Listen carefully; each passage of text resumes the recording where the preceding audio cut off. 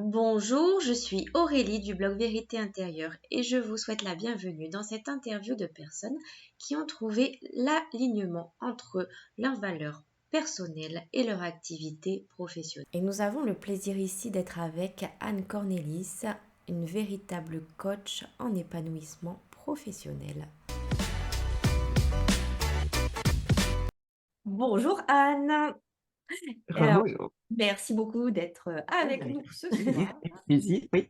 Alors, j'ai souhaité t'interroger car je recueille le témoignage de personnes qui ont relié leur vérité intérieure avec leur activité professionnelle. Disons qui ont trouvé leur sens dans leur activité professionnelle.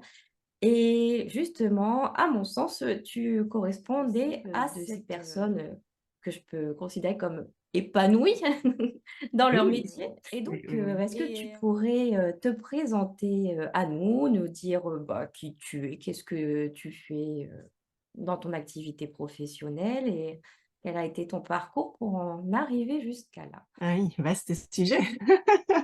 En fait, ma quête fut très longue à trouver justement l'épanouissement professionnel. Et tout avait commencé en fait parce que quand j'étais jeune, mon père, alors moi j'ai toujours été passionnée par la psychologie et donc après mes études secondaires en Belgique, en plus j'avais ma meilleure amie qui faisait, qui allait en psychologie et mes parents, enfin surtout mon père à ce moment-là, la psychologie c'était, voilà, pas du tout, réputé et donc du coup je pouvais pas et je me suis lancée alors du coup dans la biologie, pour étudier les comportements animaliers. À part qu'en Belgique, il y a pas beaucoup de débouchés parce à part les fourmis et les oiseaux, je crois, il y avait pas grand-chose d'autre à étudier en Belgique. Et bon, on pouvait pas se permettre que j'aille étudier, à l'étranger pour les grands mammifères comme je le voulais. Et ce qui a fait que j'ai dévié en biologie moléculaire parce que j'étais fort intéressée aussi par tout ce qui était médecine, immunologie, virologie et cetera. Et puis, petit à petit, ben, j'ai fait, j'ai quand même eu, plus que 10 ans dans le pharmaceutique, dans l'industrie pharmaceutique où j'ai fait différentes fonctions. Alors j'ai un parcours assez atypique, hein, parce que j'ai fait un petit peu de tout. J'ai fait un petit peu de tout jusqu'au management mais il y a toujours ce côté humain qui me manquait et j'avais essayé une reconversion en ressources humaines où j'avais fait une certification en Belgique. Mais bon, le problème, c'est qu'une fois qu'on a commencé, dans un métier, les personnes ne comprennent pas forcément pourquoi et n'osent pas en fait, prendre le risque, on va dire. Donc j'ai continué jusqu'à ce que je rencontre mon mari en pharmaceutique et qui a eu l'opportunité de venir travailler ici aux États-Unis et donc du coup, heu, on a déménagé et je me suis dit: «Ben, pourquoi pas alors essayer d'être en reconversion professionnelle dans les ressources humaines». Là, le problème, c'est que, il y avait la grosse crise, 2007, enfin 2008, fin 2007-2008, la grosse crise économique et puis je crois qu'ici aux États-Unis, c'était pas évident non plus, en tant qu'étrangère de trouver un boulot. Hem, mais j'ai quand même refait une certification, hein, ressources humaines et tout ça, mais ça n'a pas marché et puis j'ai eu ma fille et puis j'ai eu une opportunité pour commencer, à créer une école ici, donc on a cofondé une école de français ici aux États-Unis pour les enfants qui sont dans un système américain et du coup, je suis tombée un petit peu dans l'enseignement où j'aime beaucoup le côté, pédagogique en fait, parce que c'est vrai que, bon, ça fait partie un petit peu de ces études de comportement et de comment trouver, une meilleure façon d'apprendre et des choses comme ça. Mais bon, l'enseignement n'a jamais été trop mon truc et du coup, ben, avec le covid, j'ai vraiment, et j'ai vraiment pris un temps d'introspection pour essayer de trouver une activité complémentaire à l'enseignement, qui était plus en accord avec ce que je voulais. Mais je ne savais pas ce que je voulais. C'est ça le problème souvent, c'est qu'arrivé à un certain moment de son expérience, on sait très bien ce qu'on ne veut pas, mais on ne sait pas ce qu'on veut. Donc c'est assez compliqué. Et en fait, c'est marrant parce que, en discutant, hein, en faisant des recherches, j'ai fait pas mal de développement personnel, j'ai appris la méditation et des choses comme ça et puis, ce qui s'est passé, c'est qu'on m'a suggéré, le coaching. Parce que moi, je voulais pas refaire, un master degree en psychologie, etc. Enfin, ouais. Et puis, il y avait un côté psychologie, voilà, bon, par mon passé, c'était pas toujours évident. Mais j'ai découvert le coaching. Alors, ce qui s'est passé, c'est que du coup, je me suis dit, voilà, il y a des certifications hein, qui ne demandent pas un master degree et tout ça. Et donc, j'avais en tête au départ la PNL. Et en fait, c'est en suivant une conférence de PNL sur YouTube que du coup, je suis tombée sur les neurosciences. Et là, ça a été la révélation Oui. parce que j'ai vraiment pu combiner le côté scientifique avec le côté psychologie.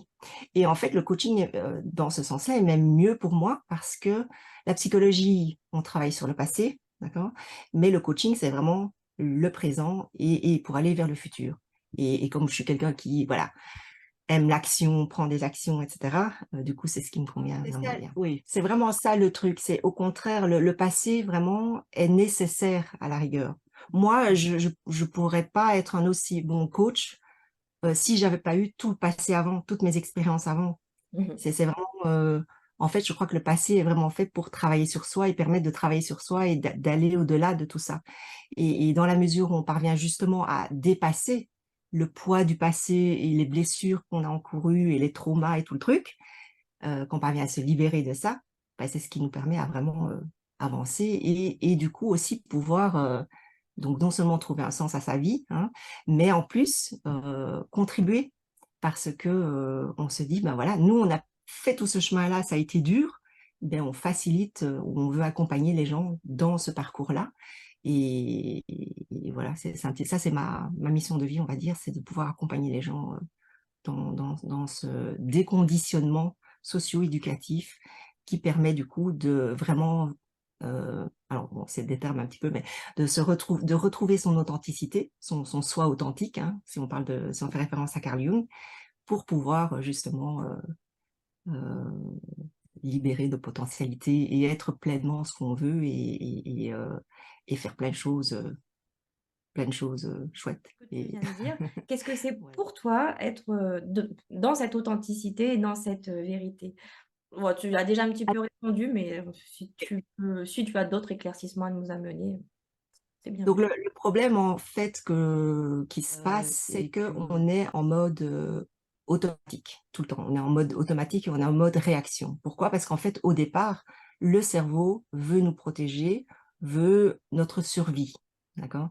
Et franchement, les hommes sont comme des animaux, hein, on est vraiment basique de ce point de vue-là. Ben, on a besoin de la base, hein, de pouvoir se nourrir, vivre, donc de ne pas avoir d'accident. Et donc, en fait, le cerveau va toujours éviter le négatif. Il va toujours se concentrer sur les négatifs et pas sur le positif, justement. Parce que pour lui, la survie, c'est important de se concentrer sur le négatif. Et surtout par rapport à l'éducation, par rapport à l'évolution, donc un enfant et un bébé sont complètement dépendants des parents, des éducateurs pour survivre. Et donc, ils vont faire tout pour qu'ils aient l'attention sur eux, d'accord? Parce qu'ils peuvent pas vivre seuls, ils peuvent pas survivre seuls. Et c'est ce qui amène à avoir des comportements qui ne sont pas nous, qui sont même en opposition avec ce qu'on voudrait faire ou ce qu'on est vraiment. Et c'est cette distance entre, du coup, si je réfère de nouveau à Carl Jung, cette espèce de persona, de moi social, qui est artificielle, etc. Et cette distance avec son soi authentique, qu'on a toujours enfoui, hein, au fond plus profond de soi, plus il y a cette distance, plus il y a un mal-être. Donc il y a des personnes qui peuvent avoir tout, qui peuvent avoir une carrière, qui peuvent avoir une famille, qui peuvent avoir une belle maison, qui peuvent avoir une belle voiture, n'importe quoi. Et mais en fait, au fond d'elles-mêmes, elles ne se sentent pas heureuses. Mhm. Parce qu'il y a cette espèce de discordance. Tu voulais dire quelque chose? Non, non, c'est ce que je me reconnais dans quelques années en arrière dans ce que tu dis, tu Voilà. vois. Et puis, Ouais. on a aussi des réactions comme les messages contraignants, hein, comme ces injonctions qu'on se met ou qu'on ne se permet pas parce que voilà, l'éducation ou le truc social va faire que beaucoup de gens en reconversion professionnelle, si elles n'avaient pas le regard extérieur, elles le feraient. Mais il y en a beaucoup qui n'osent pas parce qu'elles se disent voilà, si je suis à mon compte, si je vais dans la spiritualité, qu'est-ce qu'on va penser de moi, etc. Et donc elles s'interdisent d'aller vers là. Et Elles donc ça s'interdisent, mais suffit. parfois, elles ont quand même ce qu'elles demandent. Enfin, nous avons ce que nous Oui, demandons. Des fois, tu vois, un licenciement est bienvenu, parfois, dans ces cas-là. Même voilà, s'il est oui, pas consciemment, bah, il nous arrive dessus et nous oblige à aller, de l'avant, voilà, oui, c'est qu'un exemple, hein, ça peut être une oui. séparation, voilà, c'est En fait, c'est ça ce que la vie apporte. Elle va t'apporter un truc qui va faire qu'en fait, tu peux pas faire autrement que de changer. Tu peux plus faire, tu peux plus continuer comme ça. Même si tu es en souffrance et tout ça, finalement, le cerveau, il préfère ce qu'il connaît. Donc, il préfère, voilà, tu as une relation qui est pas trop idéale, mais enfin bon, tu restes quand même. Mais vient un moment où, voilà, le mari va tromper la femme, et du coup, elle, ça va être le déclic pour finalement casser la relation. Et après, elle sera super heureuse. Mais il faut parfois sur un le petit coup moment, de quand la vie. dans ce moment douloureux, on ne le voit pas, hein, mais avec un peu de recul, on se dit: «Waouh!» mais heureusement Ouais, parce qu'on qu'il est m'est arrivé le, ça, c'est mhm, le nez dans le guidon, tout à fait. changement, voilà, Mhm. célébrer les coups durs, quoi. Voilà, tout à fait, parce qu'ils apportent quelque chose, un changement, ou ils apportent quelque chose de positif, ou une leçon à tirer, et qui permet de justement de rebondir, hein. Ça, c'est l'antifragilité Ouais, ouais. de néocornale, hein, de se dire, voilà, c'est La plus que de la psychanalyse en premier résilience. quand même. Oui, Nassim, ouais. Moi, les noms, mais Roméo en parle tout le temps, Roméo Roméo Cornell en en parle parle tout très le bien. temps. Oui, oui, non, mais en parlant de moments difficiles justement, est-ce que tu aurais des exemples d'obstacles qui se sont, posés sur ton chemin pour en arriver là où tu es? Ou alors des obstacles que tu verrais même dans ta vie actuelle, où tu dis: «Oh là, je lutte pour être qui je suis», Mmh, qui m'avait empêché d'être authentique, c'est ça? Oui, Ou oui, oui, ou ah mais moi, toute ma vie a été ça, hein. Toute ma vie avait été ça. D'abord, j'avais des parents qui, voilà, on n'avait pas grand-chose à dire, tu vois? C'était l'éducation encore très stricte, pour par exemple, on pouvait pas parler à table, c'était interdit, c'était que les adultes qui pouvaient parler, donc voilà. Donc j'ai toujours eu ce complexe, en fait, par rapport à parler, en fait, parce que j'ai toujours l'impression que, voilà, je parlais pas bien. D'ailleurs, mon père n'arrêtait pas de me le dire, n'hésitait pas à me le dire. Donc voilà. En plus, moi, j'ai été adoptée quand j'étais bébé, donc j'ai quand même un faciès asiatique. Alors là, j'étais dans un petit village belge pur, caucasien, on va dire. Je détonnais quand même un petit peu. Et bon, ben voilà, ça clashait assez régulièrement avec des enfants qui n'acceptaient pas la différence.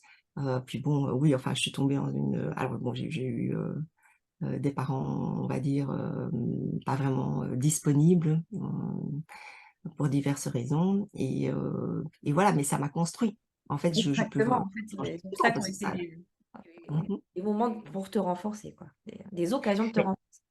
oui, en fait, je peux vraiment, le résultat de ma vie, c'est vraiment que par moi. Je n'ai compté que sur moi, et en plus, je vois que toutes les expériences que j'ai eues, ben, finalement, ça aide aussi, dans le coaching, parce que ça permet de comprendre la situation de beaucoup de personnes, et d'avoir une certaine, posture qui fait que ça va aider aussi les coachés, quoi.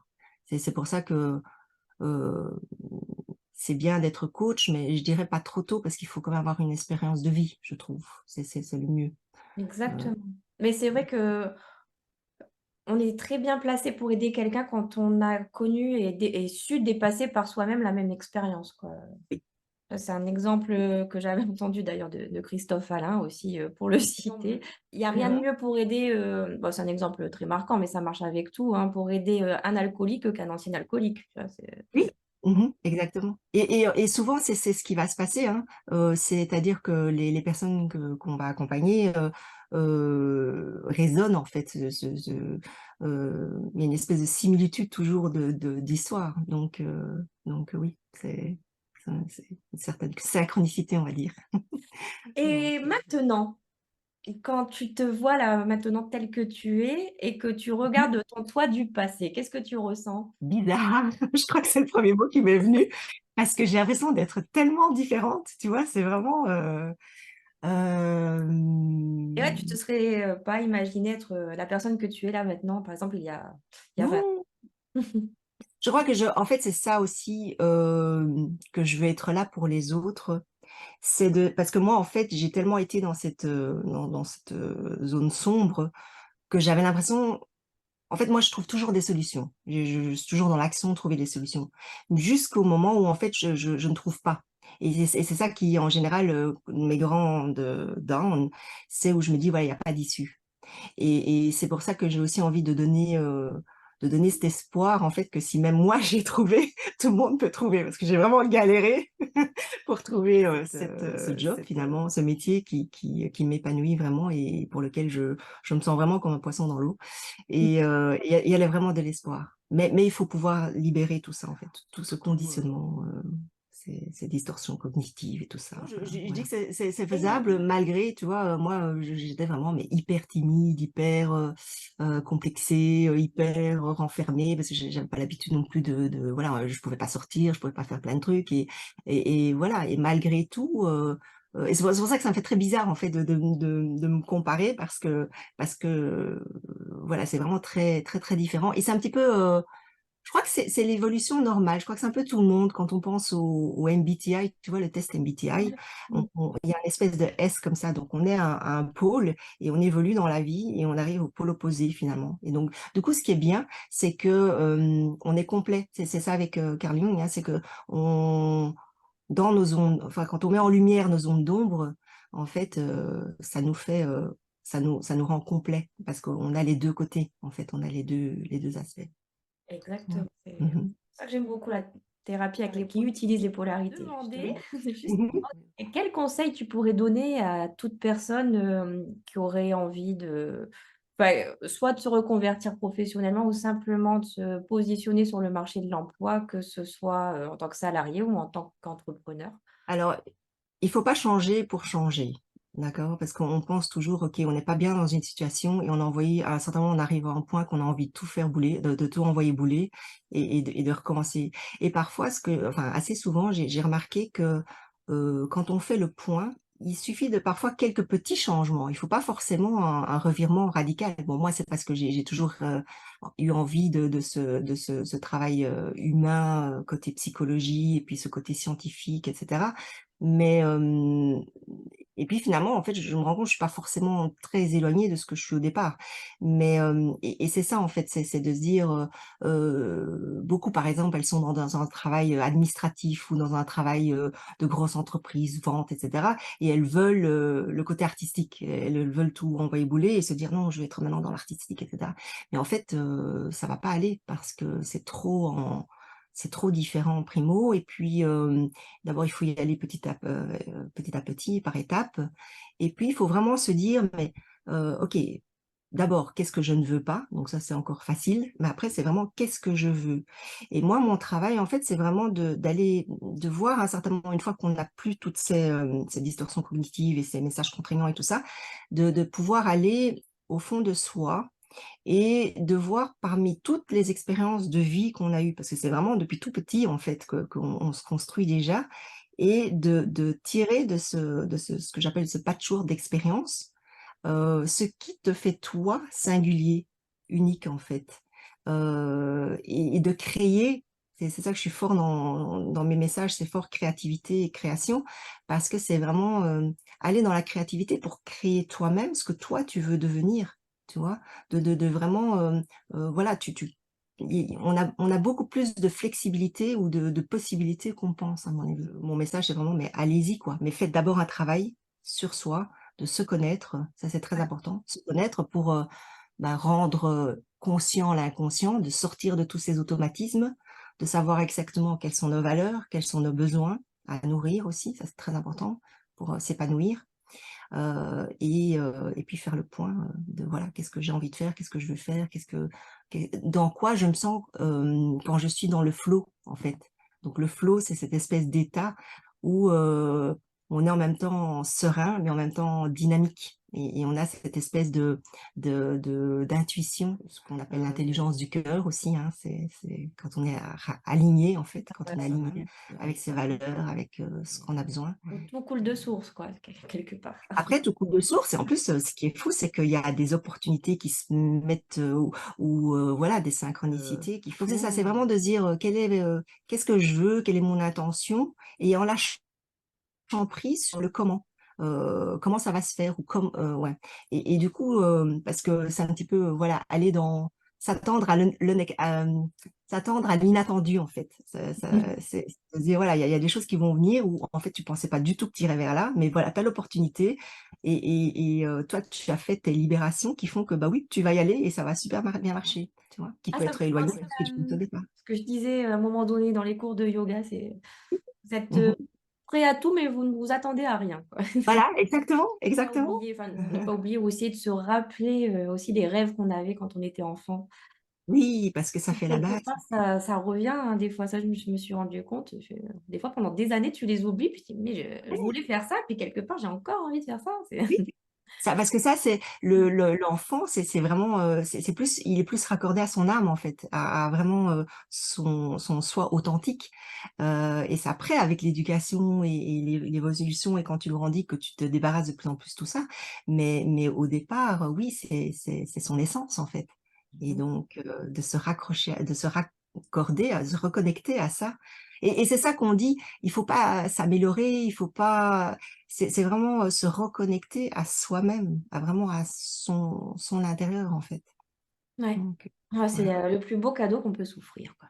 Oui, voilà et c'est en fait, je crois que c'est le chemin de toute une vie. Oh mais oui, complètement. Et maintenant, je souhaiterais qu'on parle d'avenir. Mmh mh. Est-ce que tu as une vision ou un souhait pour, l'avenir? Alors que ce soit, ton avenir à toi personnel, l'avenir de ta famille ou l'avenir de la société? Ça, c'est très vaste comme question. Et oui, oui, oui, je suis plutôt très ouverte, hein, tu vois? C'est Bah, la grande quête, c'est l'épanouissement.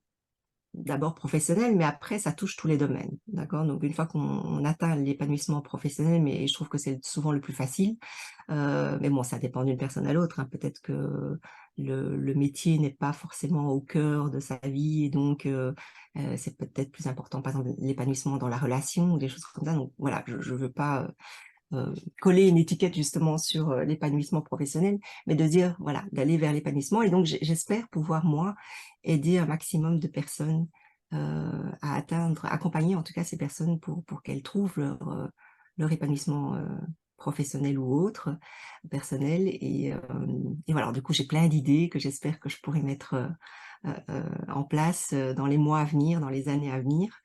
Hem mais et du finalement, tu coup as une activité d'intérêt général. Parce que si tu aides plein de oui. gens à faire ça, eux, après, ils rayonnent de partout et puis ça continue de rayonner.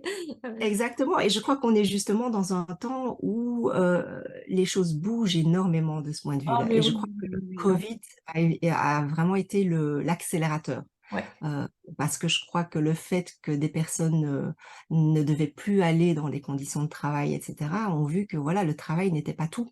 Que finalement il y avait un certain confort aussi à ne pas, à pouvoir travailler de chez soi ou à ne pas, comme moi certainement j'ai fait aussi, hein, courir à gauche, à droite pour les activités de ma fille, et puis finalement, ben, on passe son temps à courir en fait et on Ouais, n'a plus de ouais. temps pour soi, pour sa famille, et hem et c'est un petit peu ça qu'évidemment moi je voudrais pour moi et pour les autres, si pour répondre à ta question, c'est de dire voilà, de pouvoir trouver un équilibre. À la rigueur, c'est pas forcément un équilibre, mais c'est pouvoir jongler en fait. Moi, j'ai l'impression que je jongle, de dire voilà, tout est une question de priorité, hein. Le temps, voilà, le temps, c'est abstrait et du coup de pouvoir jongler avec ces priorités-là pour donner un maximum partout, en fait et donc j'espère pouvoir arriver à ce point-là pour ma famille et en même temps accompagner les autres, Et pour bah, moi, arriver à ça. j'ai visualisé en même temps que tu le disais, et du coup, Voilà, je crois que toi, tu es déjà sur le chemin et du coup, ça fait beaucoup de sens. ouais, Heu, Après c'est toujours: «Mais comment je fais?» quoi. Ça, c'est toujours le truc et c'est ça qu'un accompagnement peut aider aussi. C'est bah, à oui. aider à mettre les étapes et il y a une étape avant l'autre et voilà, Je c'est veux bien recueillir, tout témoignage de personnes, qui ne seraient pas, enfin, qui n'auraient pas compris cette vision d'ailleurs, ce souhait, oui, ou alors même poser qui des l'auraient questions, compris, des commentaires. Ça fera l'objet d'une nouvelle interview peut-être. ah oui, quand Mmh. sur, le chemin de la connaissance de soi, ça c'est interminable. Oui, C'est exactement. tellement intéressant. Oui, oui, oui, tout à fait et la base, en fait, la base. Mmh. Bah, merci beaucoup Anne, c'était très riche et très instructif. Hein. Merci, merci. Merci à toi de me donner cette opportunité de pouvoir parler. Ah bah, avec grand plaisir, et Mmh. puis donc, on met les coordonnées de ton site, pour OK. toute Mmh. personne qui veut te contacter. Tout à si fait. jamais il Oui faut savoir et d'ailleurs sur mon site, si ça intéresse les personnes, elles ont le test des messages contraignants qui donne déjà une première idée de, à quel point vous êtes authentique ou éloigné de votre authenticité, on va dire. ouais. Ou sous le conditionnement, on va dire. Donc, on peut mettre tout ça. Oui, oui, oui. Et puis après, on évolue aussi, hein. Oui, oui, oui, oui, tout à fait. Ah ouais. Et c'est ça le truc aussi, si je peux me permettre de dire encore une dernière petite chose, parce que je le vois aussi dans mes coachings, c'est vraiment de profiter du chemin. C'est vraiment un cheminement qui peut durer parfois très longtemps ou toute une vie, on va dire, et de profiter de ce chemin et pas de viser que la destination. Parce que, en fait, ça fait des frustrations de dire: «Oh, on n'est pas arrivé, à ce point-là» et du coup, voilà, il y a des valorisations, il y a machin et tout ça mais vraiment, c'est de dire: «Voilà, c'est je profite du voyage, en fait» et du coup, ben, on profite du moment présent, on profite de sa vie déjà maintenant. On ne doit pas atteindre un certain niveau Ah pour non, c'est pouvoir vrai et puis c'est ça qui est intéressant, mmh mh. exactement. Mmh mh. Je voyais aussi ce chemin où en fait, bah, tu ton on peut avoir une espèce d'idéal, de but, d'arriver, je veux être comme ça, mais Mmh. après, sur le chemin, on a nos prises de conscience et puis on se voit différents, même si on voit qu'on a encore certaines problématiques justement. Alors, il y a le moment où on les voit pas et après il y Mmh a le mh. moment où on les voit et puis qu'on sait Mmh qu'on mh. les a et là ça on peut rire de soi parce qu'on voit que c'est ridicule et on peut pas agir autrement et après il y a les Oui. moments où on agit. C'est drôle, quand même tout ce Mmh qui mh. Tout à fait. Voilà. Ce petit côté dérision, c'est super ça, ah si bah tu l'as, oui, c'est génial. la vie est drôle. Voilà, exactement. Amusons-nous. Bonne parole. Amusez-vous. Ah oui, amusez-vous. Là, c'est encore une parole de Roméo, ça aussi. Oui, Dédicace, hein, c'est comme ça, c'est par lui qu'on s'est rencontrés donc tout à fait. Faut quand donc même lui faire hommage, hein. bon, bah, au revoir en tout cas Au revoir, et à très bientôt, et à merci très encore. bientôt. Mmh mh. Pour plus de précision, le Roméo dont nous avons parlé est Roméo Cournal, Cournal, coach formateur en neurosciences, et l'antifragilité dont il était question correspond au livre de Nassim Taleb, Taleb. Je vous les conseille, autant Roméo que Nassim. À bientôt, merci pour votre écoute et n'hésitez pas à liker et partager.